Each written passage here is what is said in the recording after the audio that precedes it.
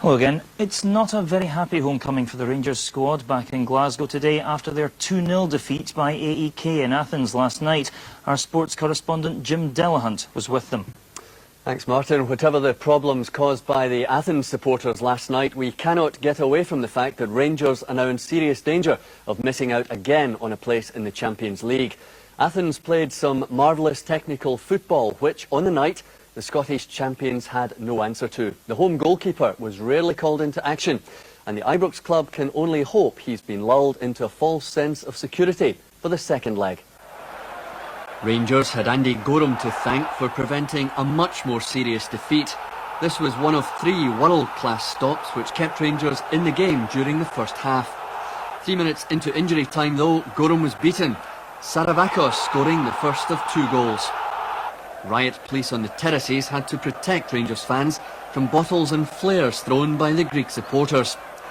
In the second half, a defensive mix-up led to Saravakos making it 2-0, and when the final whistle blew, Walter Smith was left to worry about his line-up for the second leg at Ibrox. I did on my own take a little bit of a chance of changing it around a little after a game on Friday night.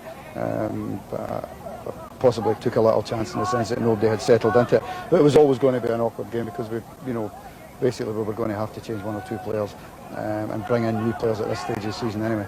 You now face an enormous task, one to pull 2 goals back and then to win it. Well, you always, when you look at it, you have the advantage, the second leg at home. If you can manage to get the 2 goals back, then we can get ourselves into a situation where even if it takes extra time, I feel we can put a bit of pressure on them. But as I say, we'll have to do better than we did in tonight's match. Well, Jim, not a good night for Rangers at all, was it? The Greeks looked like quite a useful side. Can Rangers pull it back in the second leg? Well, Walter Smith's putting a very brave face on it there. You've got to remember that it's not simply a case of Rangers just charging and throwing everything at the Athens defence at Ibrox in 2 weeks' time. They can go for goals if they like, but they've got to remember that if Athens score a goal, Rangers then need to score 4 to win the tie. The most important thing about last night was that Rangers failed to score an away goal. Walter Smith had said before the match that a 2-1 defeat wouldn't have been the end of the world. It would actually have been a very good result. 2-0 makes it very, very difficult. We've all heard about the problems off the pitch as well. A bit hostile over there, wasn't it? It was a very hostile welcome for the Rangers players, the management and even the media. I myself was hit by a bottle during the match. Thankfully it was only a plastic bottle, but it was full of water and I did get soaked.